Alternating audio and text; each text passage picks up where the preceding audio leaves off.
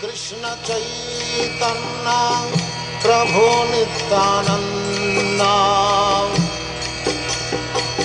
Shri Advaita Gadadhar Shivasadi Gaur-bhakta-vrinda. And now chapter 13, Devotional Service in Attachment. Shri Krishna Caitanya Prabhu Nityananda Shri Advaita Gadadhar Shivasadi Gaur-bhakta-vrinda.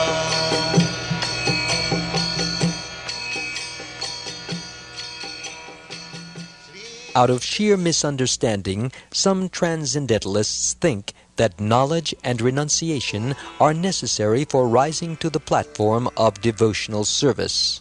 This is not so. The cultivation of knowledge and the renunciation of fruitive activities may be necessary to understand one's spiritual existence in relation to the material conception of life, but they are not part and parcel of devotional service. The results of knowledge and fruitive activities are liberation and material sense gratification, respectively. Consequently, they cannot be part and parcel of devotional service. Rather, they have no intrinsic value in the discharge of devotional service. When one is freed from bondage to the results of knowledge and fruitive activities, he can attain to devotional service. Since a devotee of Lord Krishna is by nature non-violent, and since his mind and senses are controlled, he does not have to make a special effort to acquire the good qualities which result from cultivating knowledge and performing fruitive activities.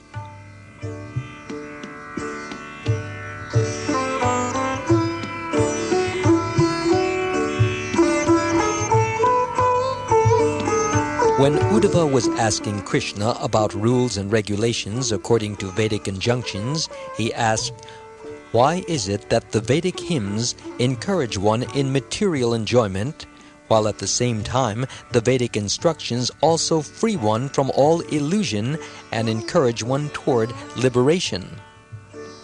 The Vedic rules are supposed to be ordained by the Supreme Personality of Godhead, but apparently there are contradictions, and Uddhava was anxious to know how one could be freed from these contradictions. In reply, Lord Krishna informed him of the super-excellence of devotional service.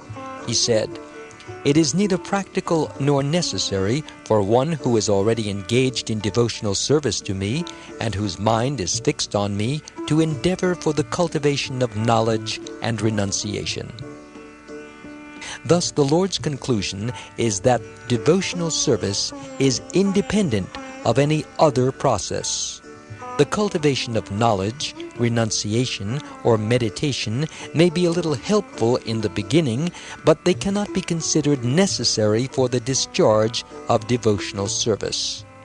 In other words, devotional service can be discharged independently of the cultivation of knowledge and renunciation.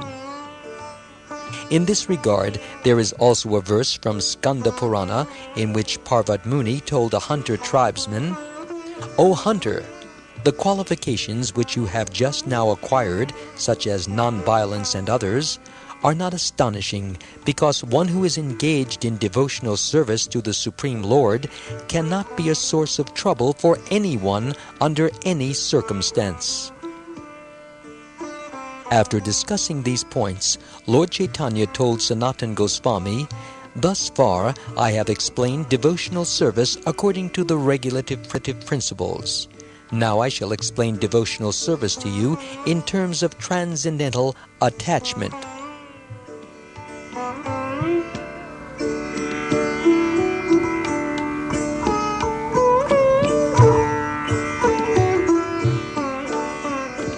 The inhabitants of Vrindavan, Vrajavasis, are living examples of devotional service.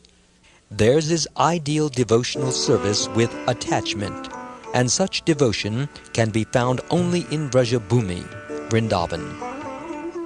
If one develops devotional service and attachment by following in the footsteps of the Vrajavasis, he attains Raga Marga Bhakti, or devotional service in attachment to the Lord. According to Bhakti Rasamrita Sindhu 1.2.270, quote, devotional service with attachment for that service, which becomes natural for the devotee, is called raga, or transcendental attachment, unquote. Devotional service discharged with such attachment is called ragatmika, and deep attachment with deep absorption in the object of love is called ragatmika. Examples of these can be seen in the activities of the residents of Vrajabhumi. One who becomes attracted to Krishna by hearing of such attachment is certainly very fortunate. When one becomes deeply affected by the devotion of the residents of Vrajabhumi and tries to follow in their footsteps, he does not care for the restrictions or regulations of the revealed scriptures. This is the characteristic of one discharging Raga Bhakti.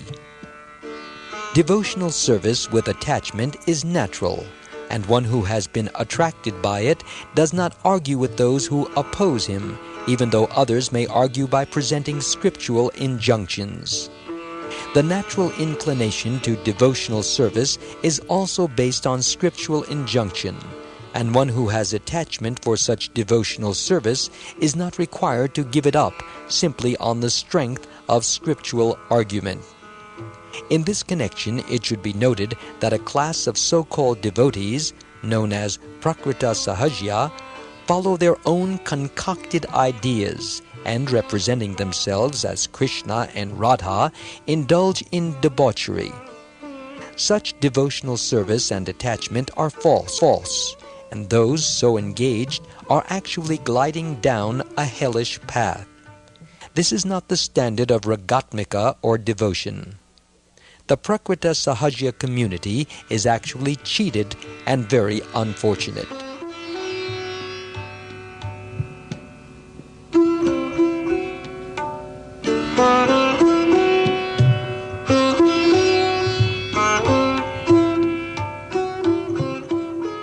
Devotional service with attachment can be executed in two ways, externally and internally. Externally, the devotee strictly follows the regulative principles beginning with chanting and hearing, while internally he thinks of the attachment which attracts him to serve the Supreme Lord. Indeed, he always thinks of his special devotional service and attachment.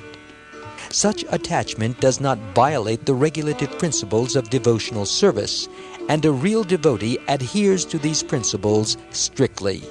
Yet he always thinks of his particular attachment.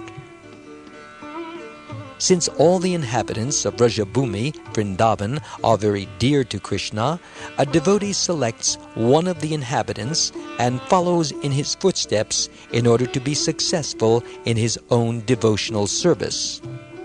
A pure devotee who is attached to the Lord always follows in the footsteps of a personality of Vrajabhumi. It is advised in Bhakti Rasamrita Sindhu 1.2.294 that a pure devotee attached to devotional service should always remember the activities of a particular inhabitant of Vraja, even though he is not able to live in Vrajabhumi or Vrindavan. In this way, he can always think of Vrajabhumi and Vrindavan. The confidential devotees attached to the service of the Lord are divided into several categories. Some of them are servants, some are friends, some are parents, and some are conjugal lovers.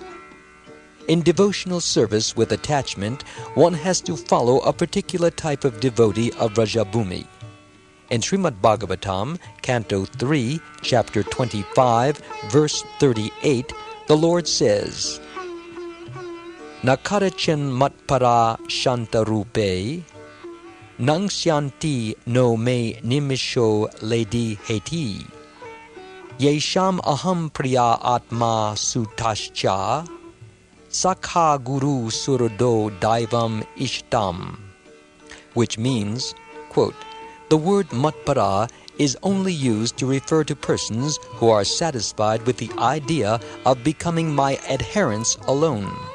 They consider that I am their soul, I am their friend, I am their son, I am their master, I am their well-wisher, I am their God, and I am their supreme goal.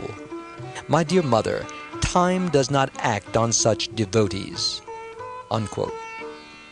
In Bhakti Rasamrita Sindhu 1.2.308, Rupa Goswami offers his respectful obeisances to those who always think of Krishna as he is, and his relation as son, well-wisher, brother, father, friend, etc. Whoever follows the principles of devotional service with attachment and follows a particular devotee of Vrajabhumi certainly attains the highest perfection of love of Godhead in that spirit.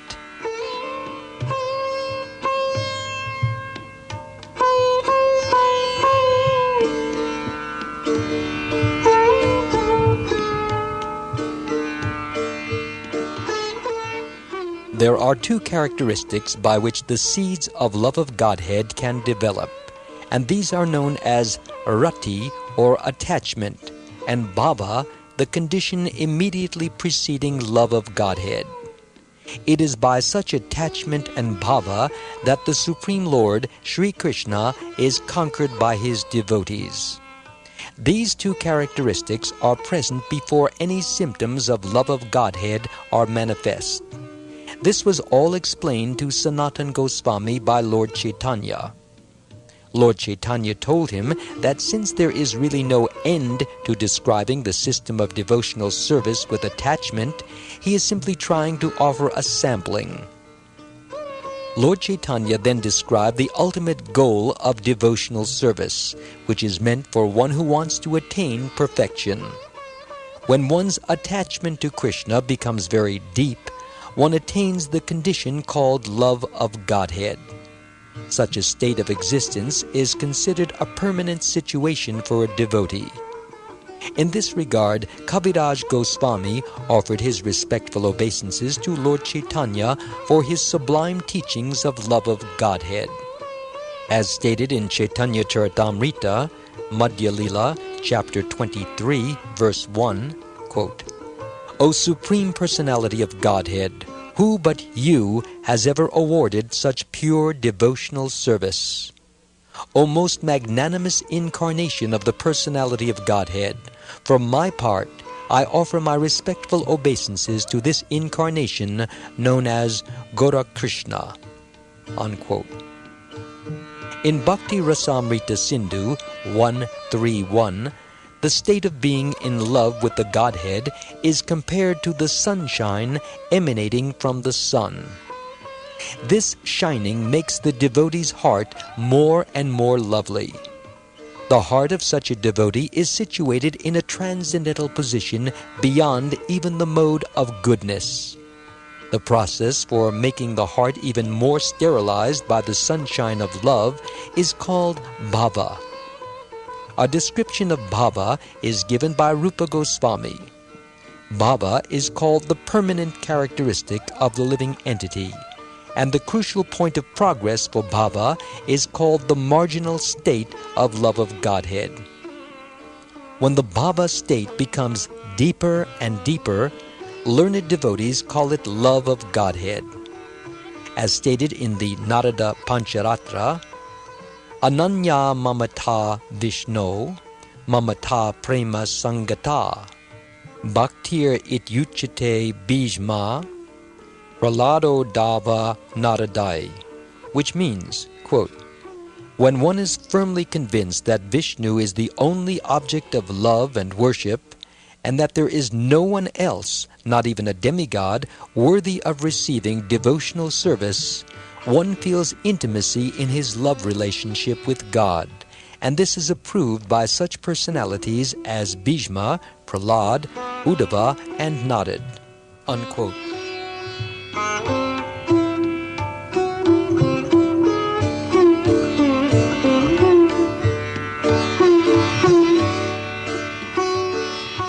If Due to some righteous activities which provoke devotional service, one is influenced by the service attitude and takes shelter of the good association of pure devotees. He develops attachment for hearing and chanting. By developing chanting and hearing, one can advance further and further in regulative devotional service to the Supreme Lord. As one so advances, his misgivings about devotional service and his attraction for the material world proportionately diminish. By advancing in hearing and chanting, a devotee becomes more firmly fixed in his faith, and gradually his initial faith develops into a taste for devotional service, and that taste gradually develops into attachment. When attachment becomes pure, it exhibits the two characteristics of bhava and rati. When rati increases, it is called love of Godhead, and love of Godhead is the ultimate goal of human life.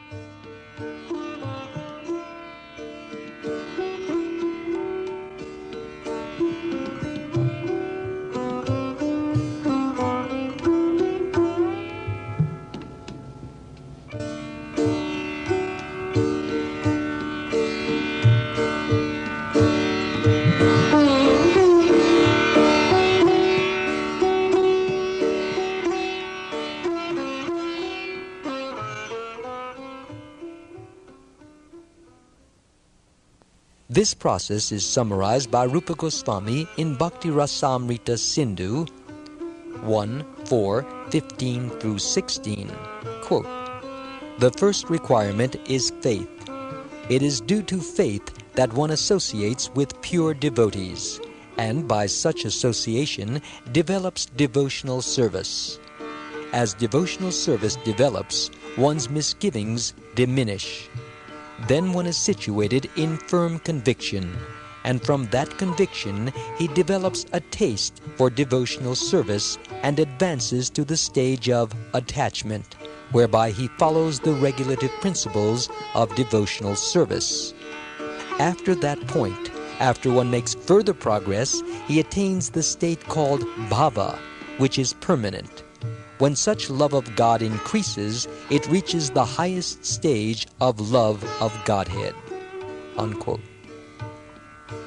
In Sanskrit, this highest stage is called prema. Prema can be defined as love of God without any expectation of exchange or return. Actually, the words prema and love are not synonymous, yet one can say that prema is the highest stage of love. One who has attained prema is the most perfect human being. Srimad Bhagavatam also confirms this statement. In Canto 3, Chapter 25, Verse 25, "Only by the association of pure devotees can one develop a taste for Krishna consciousness, and when he tries to apply Krishna consciousness in his life, he can achieve everything up to the stage of bhava and prema."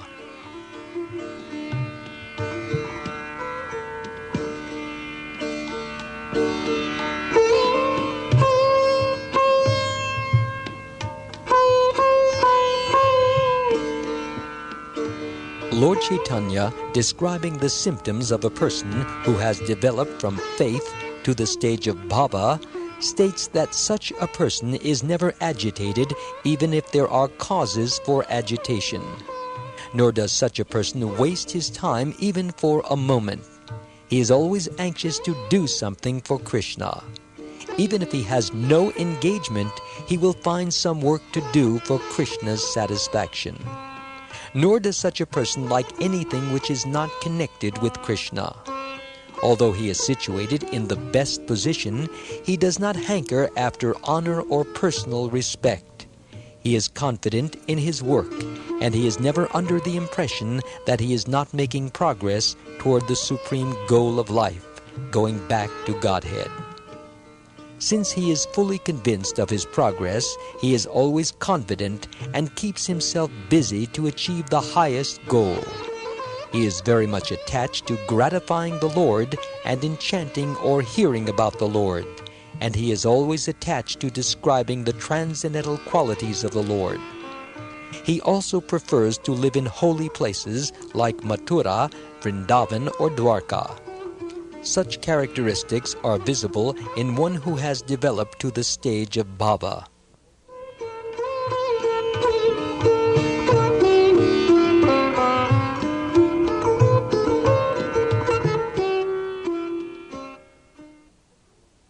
King Pariksit affords a good example of bhava. When sitting on the banks of the Ganges waiting to meet his death, he said, "All the Brahmins present here, as well as Mother Ganges, should know that I am a soul completely surrendered to Krishna. I do not mind if I am immediately bitten by the snake sent by the Brahmin boy's curse. Let the snake bite me as it likes. I shall be pleased if all of you present here will go on chanting the message of Krishna." Such a devotee is always anxious to see that his time is not wasted in anything which is not connected with Krishna. Consequently, he does not like the benefits derived from fruitive activity, yogic meditation, or the cultivation of knowledge. His attachment is to discourses which are favorably related to Krishna. Such pure devotees of the Lord always pray to the Supreme Lord with tears in their eyes. Their minds are always engaged in recollecting the activities of the Lord, and their bodies are always engaged in offering obeisances. In this way they are satisfied. Any devotee who is acting in devotional service dedicates his life and body for the purpose of the Lord.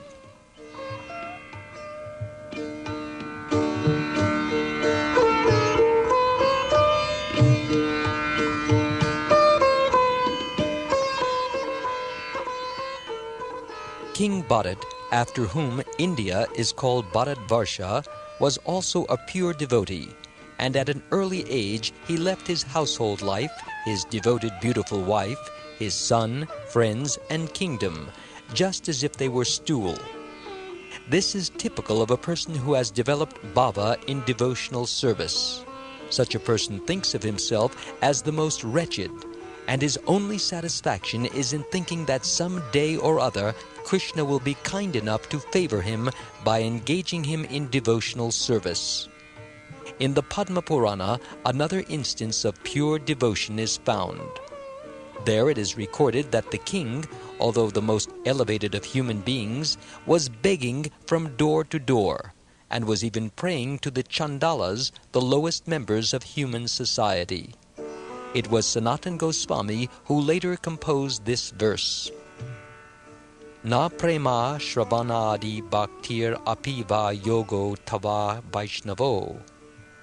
Jnanam va shubha karma va kyad aho sajatiya apyasti va.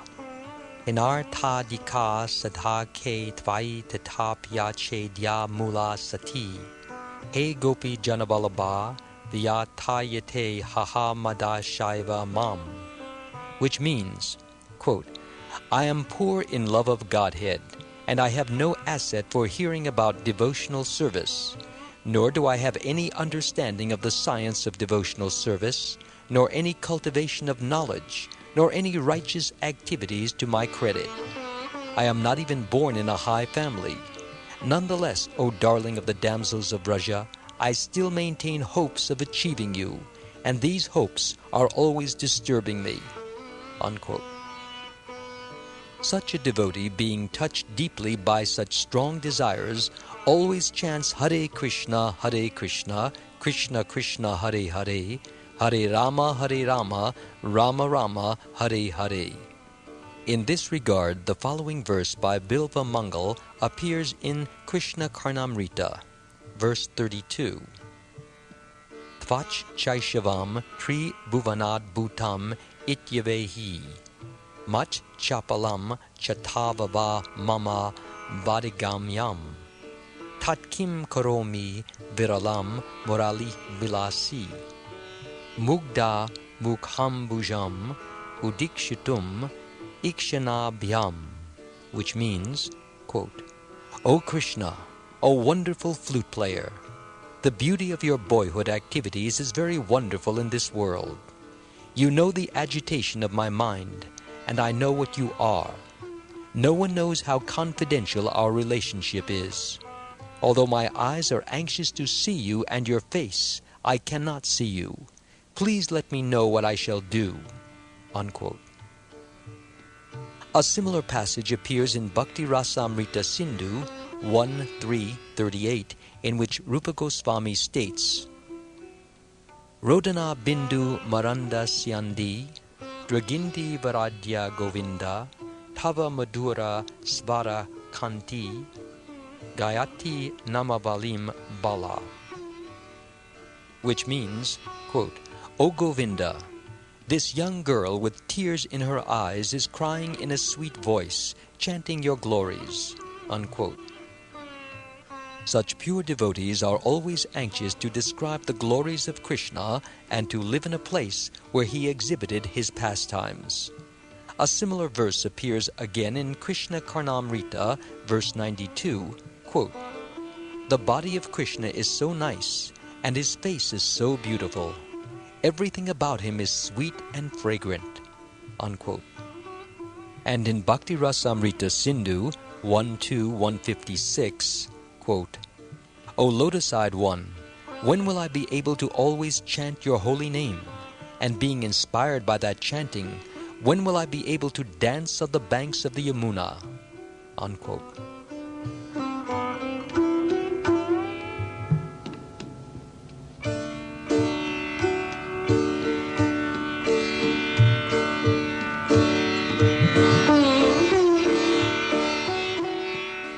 All these descriptions of the bhava stage of devotional service were quoted by Lord Caitanya to Sanatana Goswami. Lord Caitanya next proceeded to describe the symptoms of actual love for Krishna. He informs Sanatana Goswami that no one can understand the person who has developed love of Krishna. No one can understand his words, his activities, or his symptoms. Even if one is very learned, it is very difficult for him to understand a pure devotee who is in love with the Lord. This is also confirmed in Bhakti Rasamrita Sindhu. A person engaged in devotional service becomes heartsick when singing the glories of the Supreme Lord. Because the Lord is very dear to him, when he glorifies the Lord's name, fame, and so on, he becomes almost like an insane man. And in that condition, he sometimes laughs, sometimes cries, and sometimes dances. He continues in this way without even considering his situation.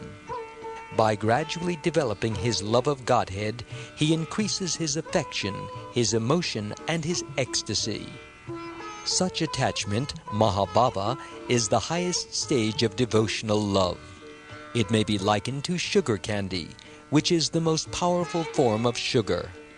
Love of Godhead can gradually develop in such a way that transcendental pleasure is increased to the highest stage for the real devotee.